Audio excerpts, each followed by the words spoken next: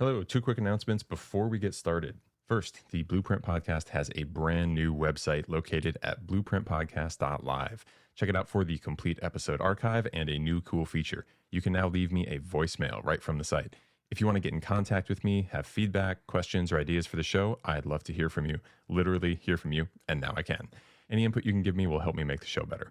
Second, my 2026 teaching schedule is now live and seats are filling up fast. If you are in the Northeast like me and you are just done with this endless deep freeze we are living through right now, I have got a warm escape plan for you. Join me in 2 weeks in La Jolla, California on February 23rd for SANS Surge, where I'll be teaching LDR 551, Building and Leading Security Operations Centers. Or if you're a SOC analyst, how about Sec 450 in Orlando on March 29th for our major SANS 2026 event. Both courses are going to give you a week deep dive into security operations with people who actually do this work. Plus, you'll get that midwinter warm-up you're probably craving right about now. Hope to see you there. All right, on with the show. Picture this. The worst has happened. You're staring at encrypted systems knowing terabytes of your company's data are in somebody else's hands.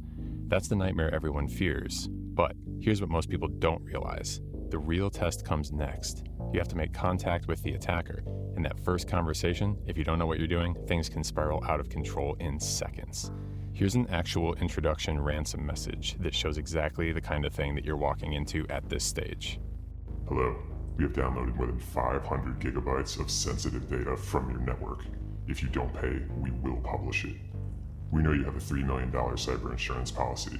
You must contact the group to get the money for payment. We also know about your $45 million credit line, so please don't tell us you don't have money. The shares of your company are traded on NASDAQ.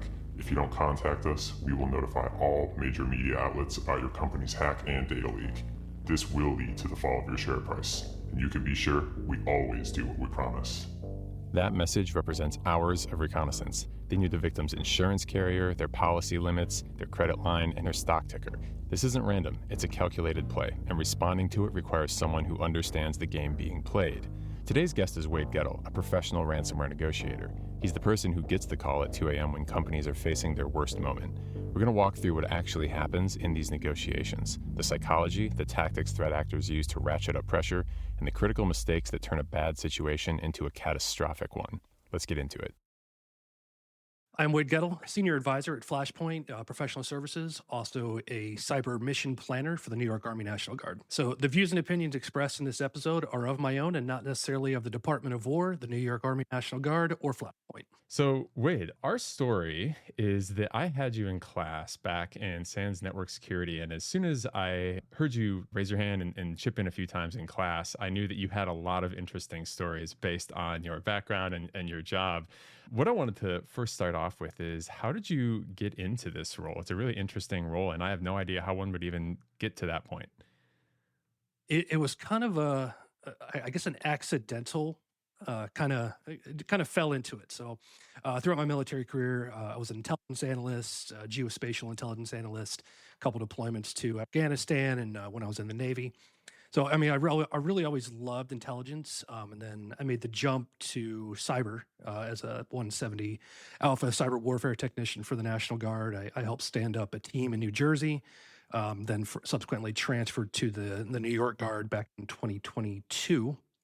And, I would just really felt the love for security and kind of helping people, being a senior leader inside the military. And, I felt like this was a role that fit me. I came from a background of doing hands-on cyber incident response and threat intelligence for a large business data aggregation company in New Jersey. So it was really one of those when, I felt like I was in the next spot where I needed to go with my career. You start cruising LinkedIn, you start cruising Indeed, all the things. And I saw, hey, this, Flashpoint was hiring, right? So, having been a customer there for 4 years, I really believed in the mission. And, the CEO, Josh, is phenomenal. He was always reaching out. So I was like, this is a company that I believe in and their mission. So, I never really found myself wanting, seeing myself doing ransomware negotiations, talking to threat actors at 2 o'clock in the morning during a company's worst kind of event and moment. It's one of those where, it feels really rewarding. I often get a lot of feedback of, you bring the calm to the storm. And I think that's really what negotiators and incident responders on retainer and, with the MSP should really bring. That's a really important thing that is kind of consistently emphasized, I would say, across all kind of incident response categories. It's like panic is bad, like going into it in a rational, kind of calm sort of way is one of the things that's going to make sure everyone keeps their head and doesn't make any terrible decisions. Um, to that end, where does your job start? Like, are you sleeping in the middle of the night? You get a phone call and someone says, "Hey, we got a ransomware event. You got to fly out," or maybe you don't fly out, but you got to jump on the, chat or whatever it is. Like, what kicks off your typical engagement? So a typical live, what we would call a mission operation, would be, that phone call at 2, 3 o'clock in the morning. And, again, if you've worked in security operations or incident response, they always come around the most inopportune times. So it's nights, weekends, holidays, 2 o'clock in the morning. Maybe you're out having a couple beers with the boys and the phone rings, but, you got to take the call. So yeah, that's really when it starts. And it's usually after an organization either finds out they've been encrypted or they have some sort of extortion event. In the typical engagement, is this something where companies have struggled a little bit trying to talk to threat actors themselves first, and they realize, hey, we're in over our head, or do they immediately have you guys on retainer? They call you before they say anything to anybody, or a little bit of both? So it is a little bit of both. We do have, a multitude of companies that keep us on retainer. We don't necessarily call it a retainer; it's more of a subscription service. So, but there are companies we get the one-offs. They don't have a negotiator on staff, and when we talk about passing off threat actor negotiations, we like to start the negotiations ourselves because one, threat actors get spooked if you change, email addresses, handles, forum names, forums, phone numbers, however you're communicating. So we generally stress, let the professionals kind of handle that unless you have someone on staff that has done that. But we have done that where we've had to pass off. Some organizations have that knee jerk reaction where they'll jump in and they say, "Oh, I have 24 hours. I have to respond to this threat actor." It's like, well, 24 hours is sometimes 72, 96 in the threat actor world because we're not always looking at our email. They're not always looking at their messages. So, but again, kind of to the point that we just talked about, stay calm. They're going to create that sense of urgency that's going to require you to do something similar to how you would see, a phishing email. Consider it like a really expensive fish. As much as we say, stay calm, practice, have your procedures for this sort of thing, what is the kind of the mood in the air when you jump into one of these engagements, and what are the people kind of thinking as you start in on this? So depending on who we have in the call, we generally start out with, we'll get the security operations lead or the CISO or, somebody of mid to senior level executive in IT or even within the company. And, depending on how small, medium business and how you're structured. One of the first things we always ask is, do you have legal representation? We always want to do everything under privilege. So, either in-house counsel or outside counsel is paramount. And really that is one of those conversations that we will start the conversation. We'll start, the talks, but all the talks that we do with threat actors, all the negotiations are and should be done in close conjunction with our customers as well as their legal counsel. So, if we're proposing messaging that we want to say to the threat actors, and we have our own script that we run off of. You start small, but we ask for the legal department or somebody within the organization to approve that, and then that's all recorded in a document, and it's discoverable for the client. Yeah. Before I get into some of the more kind of technical pieces, one thing I'm definitely wondering is, how do threat actors, I mean, to the best of your knowledge, which I'm sure you have a pretty deep knowledge on this from your experience, how do the threat actors feel about talking with a negotiator versus someone at the actual company? My understanding is they don't always know they're doing it and may or may not like it. Is that true? 9 out of 10 times they don't know who they're talking to. You're gonna create a burner email address with whatever service maybe the threat actor is using. You're gonna try and match their domain, or if you're talking through Tox or one of those, you're gonna create kind of that anonymity and have that maybe like F25167 whatever you want your handle to be for that particular op. There are ones who know that you're a negotiator, but most threat groups they're out for a payday. They're going to negotiate. Maybe smaller than what they're looking for, but they're going to negotiate. They're going to talk to you. And in the 2 years that I've been doing this, I've never been called out. For a particular reason that says, hey, you're a professional. It's like, no, I'm just a regular guy like you. Gotcha. So when these conversations start off, What's the vibe with the people you were talking with? Are they straight to business? Are they trying to scare you? Like, what does this conversation normally open up with? Yeah, normally, it normally opens up with, we'll take a look at the ransom or the extortion note that the customers receive. We'll kind of match the language and the vibe that they're putting out. Again, there's always that sense of urgency, that sense of you have 72 hours to pay. It's going to cost you, 10 million in Bitcoin. We try to reverse the situation. You want to stay calm, keep your customers and your clients calm. But the initial interaction is, we've received your email. What can we do for you? We try to keep it short. We try to keep it simple, and very very casual. Just kind of how you and I are having a conversation here. It's almost like you're talking to somebody. If I'm going to age myself on AO Instant Messenger for the first time. Yep. No, I know that one. That's where I started as well. So you kick off this conversation with them and they come out and they say, all right, 72 hours to figure, how to pay us, right? Um, Companies probably don't have the ability to actually make these decisions and go through all of the machinations it may take to get Bitcoin and do all that stuff in 72 hours. So what's actually happening in the first couple, maybe 24 hours, 48 hours, a day or so of one of these situations? Yeah, really. First 24 hours is, does your organization have an appetite to pay? Do you have the means to pay? We have run into situations where companies will say, "Hey, we're just not paying." So, then in that particular instance, you're buying you're buying the customer time. You're asking for proof of life. You're asking for time to review files. Kind of that. Do you have what you say you have? Kind of information. You can buy 72, 96 hours in there. Weekends are even better. You can kind of delay communications with the threat actors. And obviously you want to match time zones, right? So there's a little bit of trade craft that goes into the kind of the way that we do operations, and as well as other negotiations, the way that they do operations as well. Do they in the part where they're saying, hey, here's what we have, right? We've stolen 2 terabytes of data, whatever it is. How often do you find that maybe they're overstating what they have and overplaying their hand, and you have to kind of verify, and you can come back and say like, hey, it's not as bad as you say it is, or do they use scare tactics like that? They will, yeah. They'll say they have 2 terabytes. Maybe they have 2 gigs. One of the things that we do stress within that is, do you have the ability internally to validate data? So if we get a file tree, we get a sample of files. We'll say, here's a file tree. Pick pick 5 files, and we'll send them to you, and you can validate.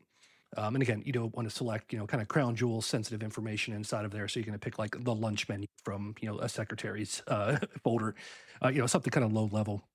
But another thing that we look at in there is, what is the value of your organization's data, right? So, HIPAA, PII, financials, some of that is going to be a little more sensitive. If you're talking about the trades, right? So trade data has an expiration date on it. Employee data, I mean, at that point, you already have kind of a duty to disclose. You have to do filings. Are you willing to pay more to keep that off the web? Keep that from being published on the dark web. And unfortunately, ransomware and extortion has become an acceptable business risk. That's kind of where cyber insurance comes into play. So, really, in that same aspect is, one piece of data may be worthless to you. I mean, it may show your company's value, but if you're a publicly listed company, I can go to Google and find that in 5 seconds, anyways. Yeah. When they come to you and they say, we have this much data, here's this and that and whatever, where and what, where does the SOC come in, and what kind of things do they have to typically do in that scenario? Like, I guess I'm thinking here is, are you immediately jumping off saying like, how did they get in here? How do we validate that they had access to those files? Like, what kind of technical things have to happen in the background as you're doing these validations? Yeah, and that's where kind of our own technical backgrounds come in. Is while we're not the hands-on incident response providers that the other vendors are, we do have that technical background to kind of guide them through it. So if they're bringing in their CrowdStrike, their Mandiants to do their hands-on incident response, we work very closely with them. And again, you're looking for that initial access vector. You're looking for C2, any exfil that looks kind of suspicious or nefarious is a word that everybody loves to use. How fast and how good is your SOC? And, or do you have the ability to say, hey, I found bad. This is true. Can you talk a little more about like, what happens, right? If you get jammed up with a SOC that maybe can't deliver those answers, like, do you work with teams that are really good and really bad? And like, what's the difference between those two when you do that? Yeah, there's some teams, you have, your larger Fortune 500s, your kind of your big five. If we were to work with any of them, they're obviously going to have much larger enterprises. Their security is going to be better. But then you get down into the small, kind of medium sized business who maybe has an MSP, kind of minimizes their security. They think their tools are the best, and tools aren't always the best. And third parties is something that we see. So again, third party control. But kind of behind the scenes there, what that looks like is, if you're working with a SOC that's really good and your incident response team can go out and you have the logging to be able to see all of this stuff, but then ones that, like you just mentioned, don't have any logging, they don't have visibility, they don't have depth into their environment. Again, data validation is where that's going to come in. Like, is this your data? Because I have run into instances where an organization's been attempted to be extorted, and as I go through the data, not being an employee of that company, I said, this isn't you. Oh. Right, there's no way that this could be this organization. And you pass it to the team to do data validation, and they'll look at it and they say, yeah, this isn't us. So you go back to the threat actors and be like, this isn't us. Go extort someone else. So they're trying to bluff you and say like, here's a bunch of data, Yep. and it's worse than it is. How often would you say that kind of thing happens? That's less than 1% of the time. Okay. I think I've had that twice happen to me in the last 2 years, but one was a very large organization, the other one was a smaller, and they didn't really care that the data was out there. Mhm. Some of it pertained to them, but it wasn't theirs directly. Like, it was a data set that I guess had been resold. If a SOC team and maybe the larger security organization was looking to run as realistic possible of like a tabletop or even like a more realistic live fire sort of scenario with one of these things, what would you suggest that scenario kind of look like if they needed to run through this like validation test? What data sources would they need to have available, and those kind of things? Any thoughts on that? Yeah, I mean, yeah, when it comes to like as most realistic tabletop as it can be, I try to start from the technical side. So down with what I call the button smashers, like myself used to be. Go down there. What type of visibility you have? Kind of test your team. Hey, we have this type of alert. What does this actually mean? Where can they go from here? Let's take a look at the MITRE ATT&CK framework. Can we pivot? Is there lateral movement here? Really, where are we at on the spectrum of badness? Kind of that pyramid of pain that we talk about in class several times. And then I would work through, what type of information, what type of logging, what type of data points is the technical team given to, say, the director of incident response or the director of the SOC or the CISO? Because that CISO is now reporting up to the executives and saying, hey, here's how bad it is, or it's really not that bad. But when it comes to the data validation, is can you see where that data was taken, and do you have access? One of the big things that we see is data validation is tough to do, especially in very large enterprises, because they're not necessarily organized, and that person who knows that data intimately probably isn't readily available and probably doesn't even know what is going on. Is there like one type of data that you see more often than not, or one place that data is stored where they tend to get in? Like, is it cloud? Is it stuff that's in S3? Is it SharePoint? Is there any kind of pattern or most common kind of way this presents? SharePoint's been a big one lately. We do see the misconfigurations of S3, that's labeled as public, and there's been some financials in there, some employee data, and that's usually something that the threat actors are going to go for. What is the most bang for their buck, and what's going to force you to make a really tough decision to keep your data off the dark web and either download it or resold. Yeah. Because where I'm kind of thinking with that is part of your tabletop should probably look at, if you have a bunch of files in SharePoint, do you have the data sources? Do you know what they look like? And would you be able to say like, hey, who accessed this file and when did this file change? Right? Like that seems like a pretty key part of this. Is that correct? Yeah, that's one of the big things is, do you have the, say if you're in an O365 environment, do you have the ability to say who touched this file last? And, was the account that was used created yesterday, or is this a compromised account? Yeah. Is there any like early warning signs that might be, an easy way to pick up a ransomware like in process or anything like that? Any kind of alerts or other kind of analytics you've seen looking at patterns of file access and file writes?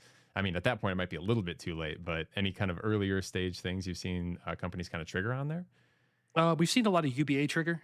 So, a user accessing files that they don't normally access, or, if you're working in HR, you probably shouldn't be accessing, certain finance records, or finance shouldn't be accessing security records. or nothing is compartmentalized. But again, that's at the small, medium-sized business where we see a lot of that kind of cross contamination happen. How deep do you get into the actual tradecraft that was used by the threat actors during the compromise? Do you know like entry vectors and pivoting and all that kind of stuff? Depending on the customer, we don't always get that information. Again, we're not the hands-on Right. incident response providers that the Mandiants and the CrowdStrikes are, but we'll go in as far as we can. Because again, for our own collections, for my own kind of personal professional curiosity is I want to know how the threat actors are doing their operations, because then I can build training and tabletops for customers that have realistic scenarios. So I can take a scenario that uh, John Hubbard's enterprise got compromised, protect the name for the innocent, change it, maybe change some data points, and then run that into another customer and say, this is based on real world events. And I think that's really where, as a professional trainer and a negotiator, I like to go is I want to make these as realistic as possible for the customers, because the kind of the pay no pay is kind of your top level executive level tabletop, and you can only do so many of those every year. I think we need to start looking at some of the more technical details of how the threat actors are getting in, and is it going to force the executives not necessarily to make a ransom payment, but do we need to put some money into our security posture? Is there any kind of pattern you see in terms of entry vectors? Is it people social engineering help desk, phishing, exploits on web apps, all the above? Anything Yeah, it's stick out? kind of yeah, it's kind of all of the above. Lately there again, phishing is always at the top of that. It's really, I mean, the social engineering aspect, but really, I guess depending on what group you're dealing with, everybody kind of has their specialties. We've seen, Scattered Spider, we've seen, the masters of social engineering, but a lot of third-party breaches are coming around. Klops had a phenomenal summer for themselves with Oracle, and Move It's still going on. So, third party is really where we're seeing a lot of that come into play, especially with, I guess, cross-contaminated data where, someone's data is intermixed with someone else's and they're concerned about that. Yeah. Back to the payment thing. So you get into this negotiation, they ask for a certain amount of money. Um, how does that back and forth start, right? They set the bar at X. How do you kind of work them down from where they want? Because clearly you can always work them down a little bit. I know, Mhm. actually, I mean, if you want to throw in what, the average is in terms of like the reduction from the initial ask, that would be really interesting to know too. But what is the kind of thing that a company in the situation often does or says that kind of justifies backing that price down? So we're generally, one of the first questions I'll ask is, what are you insured for? So, what does that coverage look like? So, if the threat actor wants $10 million, but you're only insured for five, if you think about people talk about Facebook Marketplace and getting lowballed, they want 10 million. I'm going to go in and ask the customer, hey, I'm going to offer them a million. If you're in a position and you want to pay, let's go as low as we can possibly go, and we might even go down into six figures. But again, depending on if I've dealt with that threat actor before, their competency to negotiate, and you really don't want to make them mad, and then have them come back and stonewall you. So we generally have gone down anywhere from 40 to 60% is kind of the discount that we've received. I know you had pointed out in class, and I've used it in several classes since then. People seem to love that one. The GPT like ransomware simulator thing that you had pointed Yeah, out. I don't know if yeah. there's any easy way to share that. Like, I could probably put that link in the show notes, but I know that was a really interesting thing. I don't know if you know how that was created or any kind of background on that. I don't. So I was when I was first starting to play with ChatGPT, and then Gemini came out. I think I saw it on LinkedIn, and I was like, "Wow, this looks really cool." And I try to incorporate some of that into my trainings. Hey, let's do a live negotiation with Klopp. Let's see how that works out, and can we do this? And what kind of decisions are the organizations making? Based on the way the threat actor comes back. Because one of the prompts that is in there is negotiate by yourself or hire a professional. And that was a really interesting kind of experience to go through, right? I've not done a ransomware negotiation myself, and hadn't really like been in the weeds like that. But I know I was in Dubai teaching 551 a couple weeks ago, and I pulled that out over a break, and I was like, hey, everyone in class, right? You got 20 minutes. Here's a ransomware negotiation simulator. Whoever can talk it down the most, I'll give you some kind of prize or whatever it was. I don't remember exactly, but everyone seemed to have a lot of fun with that. So I'll be sure to put that in the notes. But That's great. that was a really fun resource you provided there. So I'll be sure all the listeners can get a link out to that as well. It's cool. Back to the payment thing. How many organizations at this point are willing to even consider paying? It sounds like the number has dropped over time, but like, where do you think it's at now? I mean, with the interactions that we do, again, we always discourage paying any type of extortion, any type of ransom. For us, it's less than 1%. Oh, wow. That's much Uh, lower mo- than I thought it would be. yeah, most organizations don't have an appetite to pay that type of money because again, it's already going to cost you money with regulatory fines and reporting requirements and credit monitoring, depending on what type of organization you are. But where we do see payments made is buying small tidbits of data off the dark web. Whether it be like info stealer browser credentials from an info stealer that was installed, get your usernames, your passwords, your credit card information. Organizations will buy that up if it comes from your domain. So like at sans.org. Oh, so people are buying their own kind of like once it gets put out, and then that stops other people from getting it into their hands. Yeah, I can kind of give you an experience with that. Previous organization, we had the compromised credential monitoring, and we saw an account come up for sale, and they're generally cheap, anywhere from $5 to $10. So I can buy all of your browser history, your system name, and then your usernames, passwords, whatever you have stored in there, kind of anything you would store inside of Google Chrome, kind of that autofill type data. We saw one come up with our previous organization's domain. I think this was on a Thursday afternoon. By Friday, we saw multiple failed login attempts. So, obviously, MFA kind of saved the day there, and conditional access policies are definitely something that you want to consider inside of that as well. But yeah, that having bought those and seeing those and having that type of alerting is something that probably would have saved us from ransomware. Okay, so spending money on the front end so that it doesn't turn into a breach Yep. later on. Yeah. Once it does happen, though, payment wise, right? Like, what are the factors that would cause someone to consider getting the Bitcoin and actually making the payment? Is that when it's critical data that they they wipe the backups and it literally is their only chance, like that kind of thing? Yeah, where we've seen, backups compromised, shadow copies deleted, all the fun, kind of trying to cover your tracks, but it looks really messy at the end. And then, if an organization is encrypted and they have absolutely no ability to recover, and they're going to have to shut their doors, that's more of a consideration for payment in that particular aspect. Where we do see organizations consider it is the types of data that are out there. Is this going to cost someone life or limb, depending on who your customer is? Some of that may be very proprietary data. There may be the ultimate master, plan for taking over as the number one organization in your particular vertical. The rules that I believe have come out in certain countries that say it is illegal to pay. Any thoughts on? I mean, I assume that's highly effective in preventing ransomware, but I don't know if you have any additional kind of view to that. I think it was the UK, but I don't know if that actually passed or not yet. But any kind of experience when like governments have said absolutely no paying, and then does your work dry up in that area and it works? No, not necessarily. I mean, again, I think organizations are getting better at that. If it does come into that particular one where you're in a country where making a ransom or extortion payment is prohibited, it's kind of something you have to deal with as an organization. Kind of make sure again, beef up on the front end, and then just have a really really good team to come in and clean up and make sure the threat actor is out and hope they don't get it again, and then kind of deal with the regulatory fallout. I think I can't remember if it was you that brought it up in class or I just read it in an article somewhere, but I had recently heard of threat actors stealing copies of your cyber insurance policy and saying, "Oh, they got $5 million of insurance. That's what the ransom's going to be set to," and then kind of saying like, "Well, that's where we're going to set the bar because we know that they can at least pay that much." Right? Have you run into that sort of thing? Yeah, we have seen organizations where they're one of the first things the threat actor goes for is let's get the financials, let's get contracts, because one of the tactics that they'll use inside of that is not only going for your cyber insurance document, you're insured for 5, 10, 15, $50 million.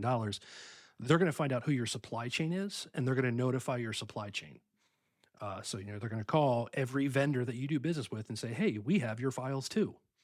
Ah, interesting. So they're putting pressure on you through your Yeah. vendors to make it worse, right? Any other Yep. tactics they use kind of along those lines to like ratchet? I mean, I've seen like personal threats and other stuff like that. Mm. Like, what else do you see? Yeah, the personal threats, some of the more extreme cases, I've also, I thought there's a couple articles out there about this where, executives and decision makers are being threatened, family members being threatened. Certain groups have a very cult-like following on Discord and, some of the forum channels on the dark web. And, they'll offer a small amount of Bitcoin to go out and, slash somebody's tires or put flowers on their doorstep or, send pictures of their wives walking through Times Square to their office, just really to scare them, let them know, hey, somebody is watching you, we're watching you. So, it really kind of is scary business, but we haven't seen to the extent where it's been followed through with a physical threat being carried out. Okay, that was going to be my next question, and I hope that was going to be the answer to that, right? So they are good at putting on psychological pressure, but Yeah. at least that you know of, and at least that I've heard of, I have not heard any follow through on that sort of thing, which is good, but also terrifying if you're in that position, right? It is, yeah, and it's one of those where you have to be a very compassionate person because when you're dealing with the negotiations, you're the one talking to these threat actors for this individual that could potentially be harmed. You gotta kind of put on the dad hat a little bit and say, hey, it's going to be okay. We haven't seen this happen. However, you may want to take some extra precautions. Yeah. When that, I mean, that's another expense, right? Like, yeah, if you have to get like Yep. executive protection or other things like that, is that another thing that the organizations are kind of locking down ahead of time in case this happens from hearing these kind of stories? Yeah, we are seeing a lot of organizations, and I think after the healthcare CEO, Oh, yeah. that was a really big boom. A lot of organizations, kind of I guess industry wide, not just across Flashpoint, but everybody was looking for executive protection, executive monitoring, and not just movements, but social media presence is something that we kind of stress. Is your phone number tied to your Instagram account? Is your email address present on the company's website? Is it present on your LinkedIn profile? Things of that nature. And do you have sketchy friends on social media that you probably never met? That's a tough one for people who are high profile because I Mhm. mean, you get tons of LinkedIn connections, and most of the time, like everyone's just thinking like, oh, well, that's not going to hurt, right? But if you leave a little extra info in there, yeah, once you have that connection, people may be able to make some of those, contact methods that you wouldn't expect them to be able to, and then put the dots together and be a little more threatening, right? Than people might expect. Yeah, and I brought it up in class. I mean, as much as a lot of the intelligence analysts across, various different threat intelligence companies are, I mean, everybody's very good at their job. Everybody's very passionate about it. Threat actors are just as good. They're going to go out and they're going to find stuff. We're doxing is still a thing. We're seeing that happen occasionally, depending on what type of event is going on. But really, protecting yourself online, getting your data out of the data brokers and all the data resellers is something that's it's always going to be a continuous battle. Is there any place that has guidance for security teams that could help them assess both kind of social media presence for VIPs in their company, as well as kind of any other tactics and techniques like the make yourself not a victim kind of advice out there? Anything I like think that? yeah, I think I saw the FBI put some guidance out about that, and it was a reactionary type deal after the healthcare CEO of hey, here's how you protect your executives and here's how you protect your employees because it's not just executives, it's not it's all of your employees should really matter in that aspect. And recently had an organization who is investing in social media monitoring for their entire organization, and it's a rather large spend. It's something that they're willing to do for their employees as an extra step, for security. During the negotiation, beyond kind of threatening, ra- ratcheting up pressure in terms of like times and deadlines and things like that, what else should people expect to see? Yeah, I'm guessing a lot of people listening to this, if you're working in a SOC, right, you're not going to actually see the conversation, but it's an interesting thing to know how those go. What other things usually pop up in one of these conversations that drive prices up and down, or like raise the temperature, lower the temperature, all that kind of stuff? I mean, things that can really raise the temperature is, obviously missing deadlines and responding. If a company is indecisive, doesn't want to make a decision, or you've even entered into negotiations and then you cut them off, and you decide not to make a payment. You'll see data getting leaked, on either a name and shame site or they'll put it on one of the various underground forums.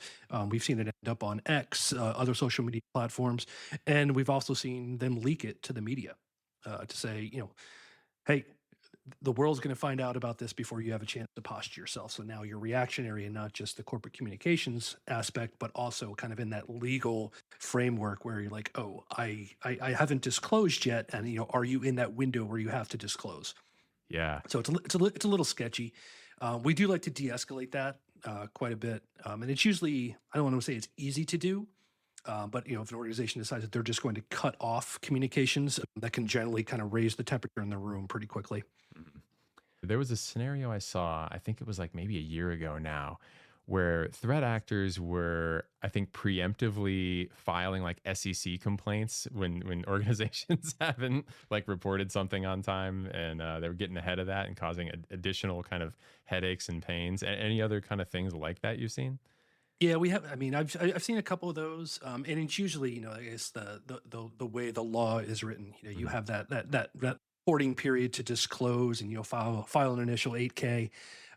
Some organizations be like, it's, well, we don't know when the initial breach was, so we don't know what that said when that 72-hour window starts, or when that window starts, depending on what your reporting requirements are.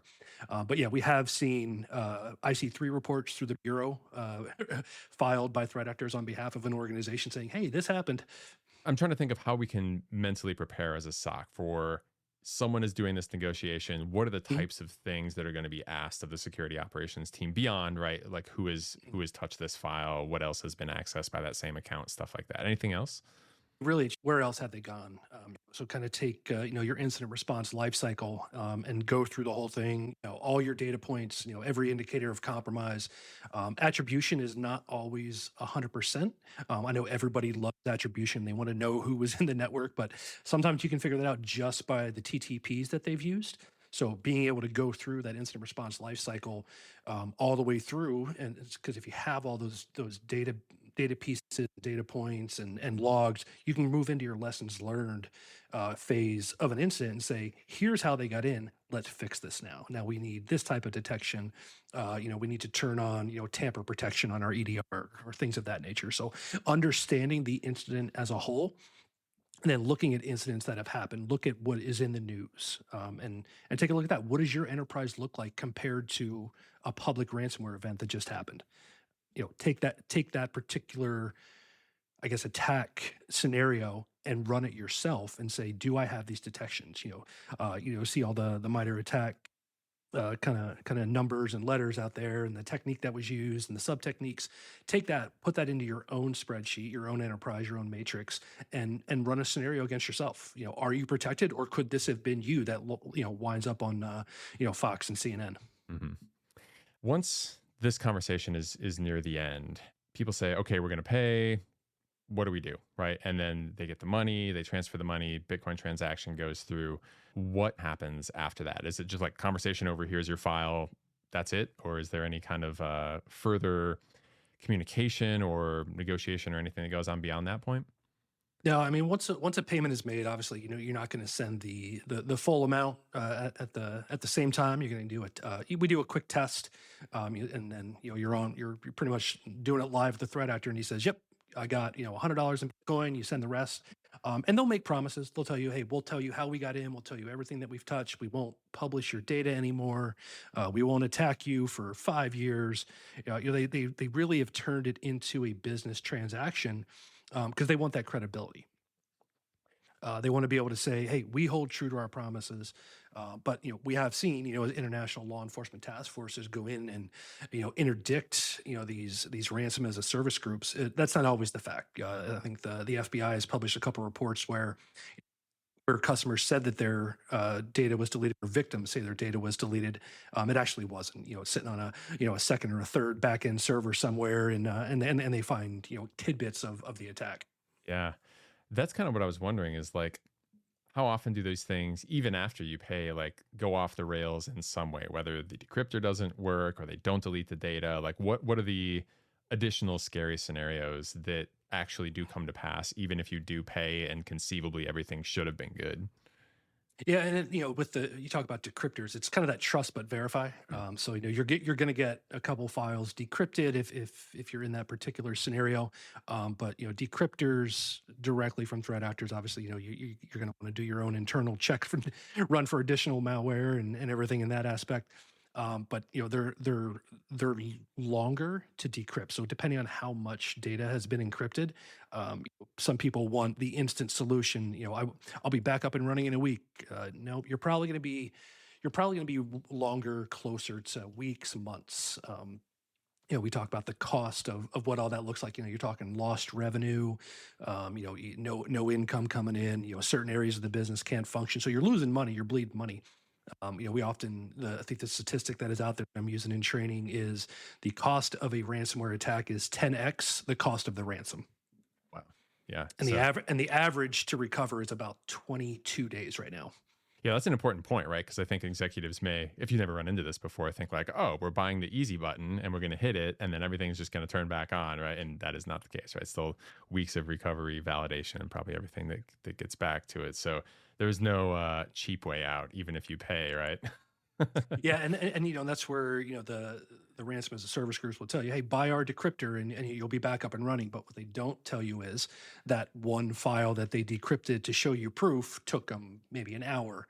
Now multiply that by 5 terabytes or 2 terabytes of data. How long does that take across your enterprise, and what does that cost you in that same aspect? Yeah. Why would it take an hour to decrypt a file? On what they're decrypting for you. They're Okay. generally going to pick. They're generally going to pick something small, Right. and then come back and say, "Here you go. Here's your file. I decrypted it." Well, you understand you've got databases and stuff inside of there Yeah. that are going to take a little bit longer. Gotcha. And so you said they give you like maybe a 5-year guarantee that they won't attack you again. How nice of them. Yeah. I mean, they kind of turn it into a legal contract. They'll say, "Hey, we'll give you a full report. Like kind of like a bag or a bug bounty. Here's how we got in. Here's everything that we did. Here's everything we touched." We've even seen them send videos and some aspect of them screen recording themselves, kind of navigating through the network. Do you find those are, I mean, obviously the video one would be one thing, but I've read some of the like publicized ransomware negotiations on, Ransomware Live and those kind of sites, right? And I've seen some people call out, and it seems to have been true because I've read through multiple conversations and seen the same kind of thing, that at least some groups kind of have the form letter of like, here's how we got in, and here's some generic advice about how you can make sure this doesn't happen again. And I've seen people come back and be like, that, I don't think that applies to us. Like, do they usually give you the truth on how they got in, or do they just kind of make it seem like they're telling you something? I mean, obviously with the video would be real, but how often is that useful? It's usually not useful. It's usually, I guess, if I were to go into Chat GPT and say, how do I secure my O365 environment? And they're going to come back and they're going to give you the most basic of security controls, the most basic of detections. It's kind of, I guess, would be cybersecurity and SOC 101. Have you seen an organization get hit, pay, and that raise their profile for other people because somehow it becomes public that they've paid or otherwise? And any thoughts on, whether paying makes you an additional target? In my opinion, paying does make you an additional target, because again, if you've shown the tendency to pay, Mhm. but we haven't seen where they've been attacked by one group and then, hey, I got paid, and then say another group comes in and attacks them 2 weeks later. We have seen organizations that have had multiple ransom as a service groups on their network, and the threat actors didn't even know each other was there. So the first one to hit the button gets the payment. Yeah, pretty much. Yeah, it's kind of what it felt like. That's crazy. Yeah, I guess I'm trying to think of the psychology behind that, right? Is if you know someone paid, but you're a ransomware group, right? If you hit them again right away, there's probably a pretty small chance that they would pay again right away. So maybe that's We why. Yeah, we've seen smaller instances of, say, double extortion. Mhm. There's a couple where we negotiated down, I think 90%. Wow. Then a couple months later, the threat actor comes back and publishes the data and says, "All right, now pay us what you owe us, for the remaining 8 million." Any kind of other patterns you've seen throughout, 2025, shifts in tactics or other things that are notable? I mean, it's from what we've seen and just in the engagements that we do. Third party is huge right now. Data being leaked from one of your vendors, one of your suppliers, someone you're interconnected with. One of the big pushes, and using some stats that we have, ransomware is up significantly from last year. While we've seen less payments made, it's up over 180% from last year. I think the number of victims that that I've seen tracked in various different collections, we hit 2024 numbers in July of 2025. With less people paying, what do you think is driving that? So people are still paying. It's just the large organizations that are able to recover. Ransom as a service wouldn't still be a thing if nobody was paying. If everybody just said one day we're not making any more payments, you would see a shift back to decryption to kind of force some of those additional payments be made. Gotcha. What most ransom as a service groups are looking to do is not have to deal with decryptors, and they just want to publicly shame you if you don't, and then that's going to cause kind of a downhill effect of all the fines and regulatory issues that are going to come on your company. In terms of the third party thing, anything people can do to try to minimize the risk there beyond what we've already discussed? Cybersecurity risk assessments. Risk assessments. So, if you're onboarding a new vendor, what does their security look like? Very much as, of having worked in, a corporate SOC, and you're going to get audited. Write it into the contract where you can audit those organizations. What does their security posture look like, and how are they protecting your data? One big thing inside of that: who owns the contract with each company, trying to find that out, who owns the relationship, who to call, how to understand, what is inside of that contract and what their reporting requirements to you are, is something that we continue to run into where, like, hey, we don't know who owns that relationship, but I'll get back to you. And that can really cause some delays in either the negotiation process or understanding what types of data the threat actor actually has in their possession. Right, right. All right. Well, we're almost at the end of an hour here. Anything that we have not mentioned that you find incredibly useful as advice to organizations to either prevent or deal with this when it does happen? Have a plan. That's the big thing. Your incident response plan should be reviewed at minimum once a year. I would say go as far as twice a year. If you're not looking at what's going on in other organizations, either inside of your vertical or outside of your vertical, and what other intrusions are happening, what other ransomware events are happening, run those against your own internal tools. Take a look at your tooling. Everybody loves to buy a new tool every now and then. Maybe there's a control or a log inside of your existing tools that you can tweak. And then, again, we talked about being prepared. Do training. Do a tabletop, do a workshop, get out there, talk to your peers. If you're a CISO, talk to another CISO about what they're seeing, get inside of the ISACs, and, cooperation, because really, every organization wants to, protect their data. They want to protect kind of their crown jewels. But, I think as a security professional and someone who's been in the industry for almost 25 years, it's really something that you have to get out and you have to interact. I know there's some awesome sites out there that help people track groups, conversations, payment amounts, stuff like that, just to kind of understand and baseline what they could maybe expect. Any URLs you can shout out or other kind of resources for people to see some of that kind of information that we can put in the show notes? Yeah, Ransom Live is one that I use. There's a couple other ones, and I have to find them on X. But generally, I use our own internal collections of what the public disclosures are. But I can send you some after the fact as well. Okay, awesome. All right. Well, I think that's all I got for you, Wade. Thank you so much for being on Blueprint. Some really interesting stuff and a peek into a world that hopefully none of us have to live in, but certainly some of us find ourselves in. And also the conversation side, which I think a lot of SOC analysts are probably interested in, but maybe never see. So really, really appreciate the insight there and your willingness to jump on, hopefully not during a busy season, but I have a feeling it probably is for you right now, and tell us all about that. So thank you very much. No, really appreciate having me on. Really appreciate the opportunity, John.